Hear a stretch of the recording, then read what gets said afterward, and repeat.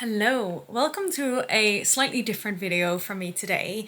We're going to talk about running. To give a quick little background, speed run, when I was in school and did PE and things like that, I struggled to do the 400 meters. I would maybe get to about 200 meters and then stop running and start walking the rest of the way. So I was not a runner. And I had absolutely no interest in running. Carrie Hope Fletcher is a YouTuber amongst many other things who I've been watching for many, many years, and she took up running. I think she started with a 10K, then a half marathon, and then a full marathon. And throughout that whole process, at no point did I think, I want to do that too. And there's a lot of other things Carrie Hope Fletcher's done that I have thought that about. But running was just an absolute no-go for me. I do not like running. As a separate fact, even though I don't like running, I have done a lot of dancing all my life. I'm not a professional dancer, but I've done a lot of dancing. And I worked in a Greek resort where I was performing every night. And then I worked on a river cruise where I did also perform, but also led yoga and Pilates and stretch classes. So I was very active. And then I came to London and started working 2 different desk jobs. And essentially for the last 2 years have just sat at a desk 9 to 5, 5 to 6 days a week. I was still trying to attend dance classes, but not as frequent, and it just wasn't the same. And I got to a point where I was just like, I miss moving. And I also really don't like spending money. And basically the only form of exercise that's free is running. And I just happen to have a pair of really good trainers that I bought like 4 years ago, that I figured would be good for running. I had some, dance gear that could also work as running gear. And I just thought, yeah, why not? It was a bit random. I made a whole video about my decision to start, but I signed up for a 10K and I started training. And throughout the entire training block, it was about 4 months, I think, I didn't enjoy it. And then I finished the 10K and I was like, right, I'm done with running. I didn't enjoy that. I did actually enjoy the 10K, but just in general.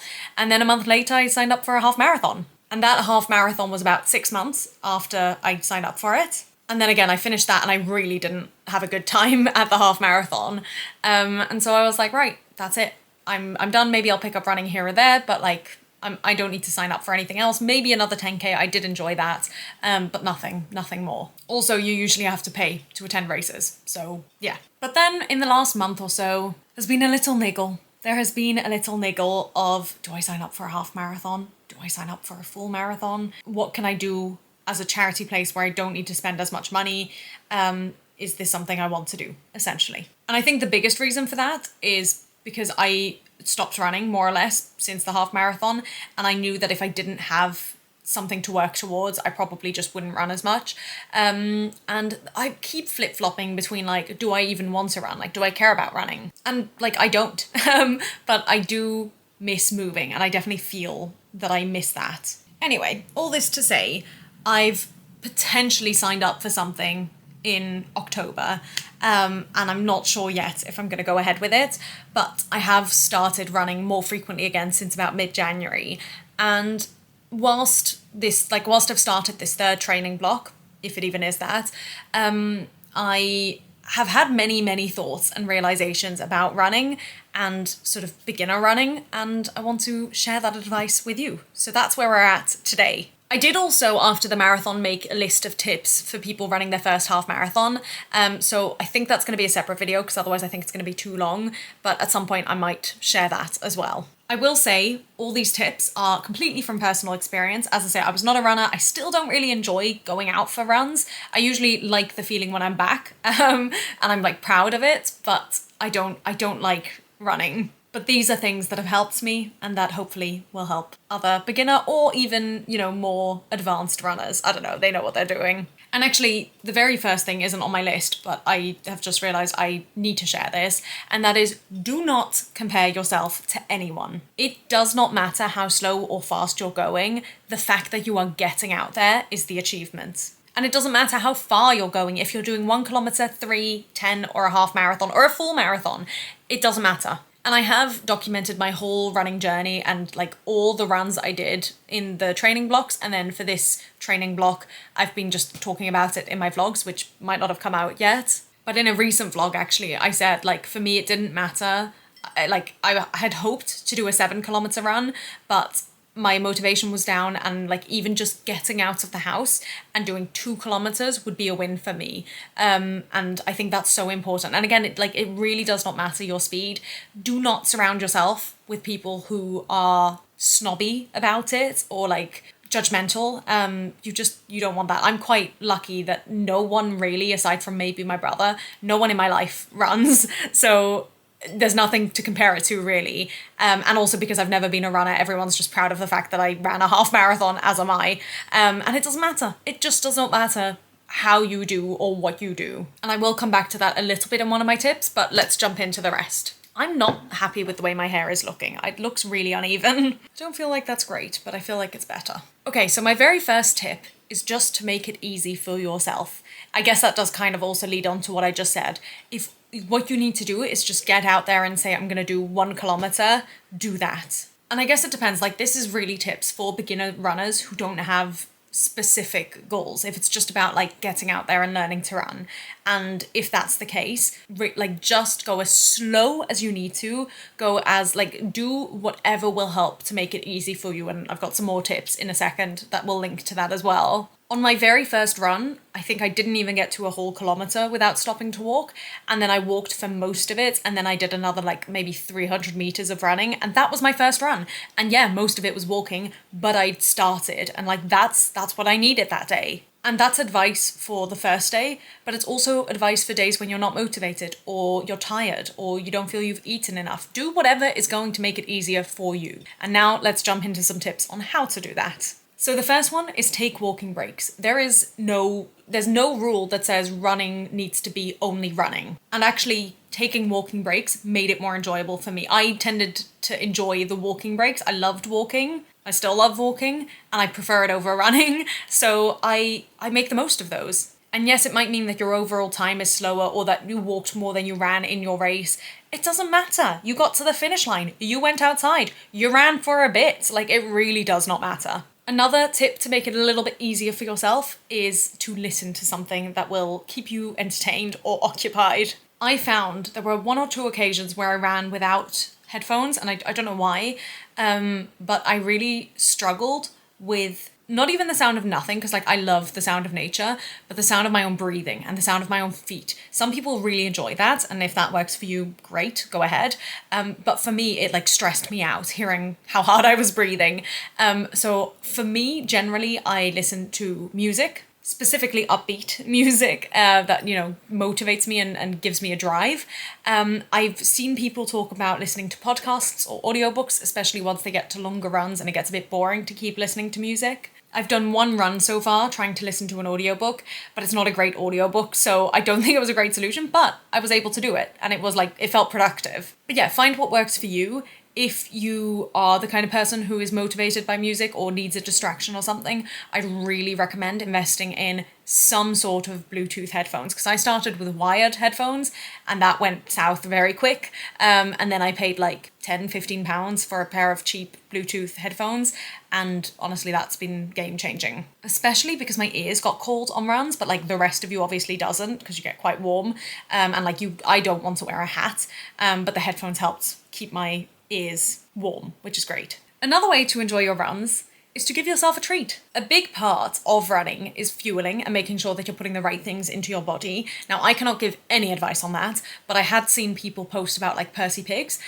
So I did try that for some occasions. And then I also had like Sour Patch Kids. I didn't have them as much on my shorter runs, but again, do what works for you. If you want it for a 2K and you know that like you'll reward yourself if you are able to make 2K and you'll give yourself a sweet, do it that way. But what I found really helpful was that both the Sour Patch Kids and the Percy Pigs were sweets that I could not have unless I ran. I had plenty of other treats and sweets at home, and I would snack on those whenever I wanted, but there were specific, very yummy sweets that I could not have unless I went for a run. And I think when I was really doing my long rounds, I allowed myself every, I think about 5 kilometers, I gave myself a couple of sweets.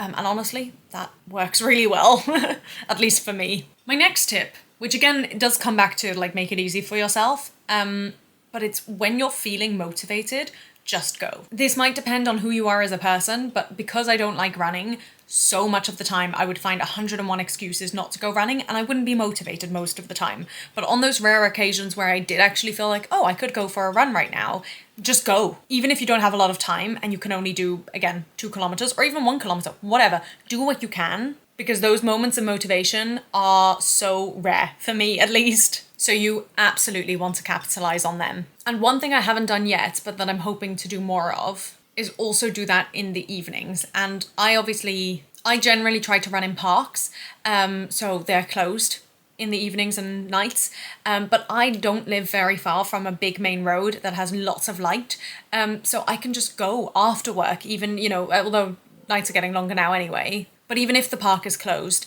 if I'm feeling motivated, I should just go. I don't know why I don't. Although obviously, do stay safe, and also get the right equipment and gear if you need headlights or whatever. Make sure you're safe. And actually, I'm gonna go on a quick tangent, and then we'll come back to the tips, just to talk about safety. Always consider your safety. Try and share your location with someone. Sam, from the Dear Hopefuls channel, she was a runner way before me, and she told me about sharing location, and I had already been doing that. The reason I'd been doing it was for safety purposes, but the reason she actually said to me was, in case you're injured, you want someone to be able to find where you are, and that's a really good point. So share your location with someone, even if it's, my mum lives on the other side of the road, on the other side of the world. Even if I share my location with her, then at least if something happens, she can tell someone else exactly where I am. But I would definitely recommend sharing your location with at least one person, and always telling them, I'm going for a run now, I should be home in XYZ time, so that if you then don't respond in that time, they can start to get worried. And a 5k usually takes me, call it about 35 minutes, but if I'm intending to go out for a 5k, I'll usually give the time as an hour, because that just gives a little bit of wiggle room. So you don't need to be exactly on it, but just then if it gets to an hour and a half and I haven't responded, someone can at least flag it and say, hey, where is Raquel? What's happened to her? Anyway, just be safe is that point, but that's not really a tip. My next tip is a funny one. I've just written, set goals sometimes. Again, sometimes it's just about getting out there and doing whatever you can. And other times I find setting a goal really helps. Because you might go out and then sort of get a bit bored and think, oh, I want to just stop now. But if you tell yourself, no, I'm going to do a 5k today, then you do a 5k. Whether or not that's with walking breaks, it means that you stay out for that length of time. This is something that you kind of need to feel. When do you set a goal and when do you just go for as much as you can? But I do find it helpful to have an idea of what I want to get out of a running session. But that also links on to my next one. And this one took me so long to click. I started running in September, and I think it was around January that this really hit me, or at least that I put it into action. And that is that your mind is so much weaker than your body. I didn't know where that sentence was going. Basically, you can do so much more than you think you can. When I was in those first 3 months of training, whenever the second I felt like I was out of breath, I would stop and walk. And again, that is fine. Sometimes that's what you need to do. But then I'd been watching a lot of running content, so I was feeling really motivated around January. I suppose it's also the right time of year to get that motivation. And I went for runs, and I suddenly, immediately was able to do so much more. And it wasn't because I'd suddenly got so much stronger or anything like that. It was simply because I told myself to keep pushing, to get to 3 kilometers, to get to 4, to get to 5, to get to 6. And suddenly I was running longer distances without stopping to walk. And it was just because I told myself to put one foot in front of the other and not slow down. Wild how that works. But yeah, and again, that's something you'll have to feel and figure out. And you need to also know when not to push yourself. But when it works, it's so crazy. But it is also really hard. My next tip is to celebrate every single little win. Running is hard. I feel like I'm repeating myself quite a bit, but it is. And doing 1 kilometer without stopping is hard. Doing 3 kilometers without stopping is hard. Doing a 5k, that's a lot. And I think that was something that really hit me when I've come back off doing the half marathon. I really struggled with a half marathon. And then, as I say, I didn't run very much. And then when I was now like coming back into it and I ran my first 5K without stopping to walk, that was a win to me. Even though I've run a 10K without stopping to walk, and I've done even longer. I think my max was like maybe 13 or 14 kilometers without stopping to walk. But it doesn't matter that I've done that. Doing the 5K without stopping to walk at that moment was a huge win for me. And there will be some people who say, oh, but that's a park run. I do that every week. But I don't. And that's hard for me. And I did it. And I feel very strongly that you need to take every achievement that you can. And that's the only thing, to be honest, that made running fun for me, was being able to come home and look at what I achieved that day and how it was a win for me. And then I think my final piece of advice, which really helped me, is to surround yourself with runners, but non-judgmental runners. And I would say especially on social media is what really helped me, because in life I just don't have that many people who run. But suddenly, slowly but surely, my Instagram feed especially changed to like mostly just show me runners. And again, you want to find the right ones, because there are going to be some that are really like judgmental, or not even judgmental, but just like they're so much better than you that it makes you feel bad. Don't do that. Don't do anything that's going to make you feel bad about running. Don't watch anyone that's going to make you feel bad about running, even if that's not their intention. I consider myself a slower runner, and somehow, again, the Instagram feed knows that. And so I get some slower runners on my feed, and like it's so good to like see what they're achieving. But then sometimes it is hard because you can see that they are enjoying it, and I'm just like, oh, I still don't enjoy running. The people off the top of my head that I can remember seeing on my page, definitely Hannah Trenches. I think there's someone called Jenny Fit on Instagram, and I think they're also on TikTok and stuff. I just don't use it. There was someone, I think her name was Abby something, she was running the Belfast Marathon. This is like last year. I don't know if she's still posting running content, but she was running the Belfast Marathon, having never run before, and she also hated it. And again, like that to me is just like so useful to see someone else struggling but still be able to do it. I can't think of anyone else at the moment. I don't actually follow anyone directly, but my feed, my algorithm has just changed to show me a lot of that, which I find really motivating. And it just makes you feel better about running, and it makes you want to run. Oh, and actually my final piece of advice, because this is like encouraging you to follow influencers and stuff, do not buy into all the like influencer, what's the word? Like the things they recommend you, the influencing. Like don't, obviously with running, yes, get encouraged to run, but don't worry about buying all the right gear, or, you know, like having special shoes, or like all these things that you don't need. As someone who does not like spending money, running really was about spending the least amount of money. I've done a whole breakdown of what I did actually spend on it, and you'll see it's like bare minimum. I think the biggest costs were the race fees, and then I went to a physio once, and that was a massive cost. But you don't need the most special gear. You do not need the most special shoes. You need good shoes, obviously, and you don't need like the very special gels and things. Like just find the equivalent that works for you. Right, this is a very long video. I hope this has been helpful. Let me know if you are a beginner runner, or if you're like thinking about it, you're not sure. The first one is definitely the weirdest, I find, to like actually get out and do. But again, I have documented the whole process of everything that I did. But I would recommend it, even though I'm so negative about it. It does feel good once you've gone for your run.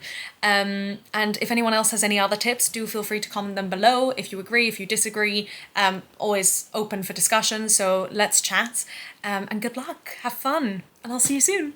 Bye.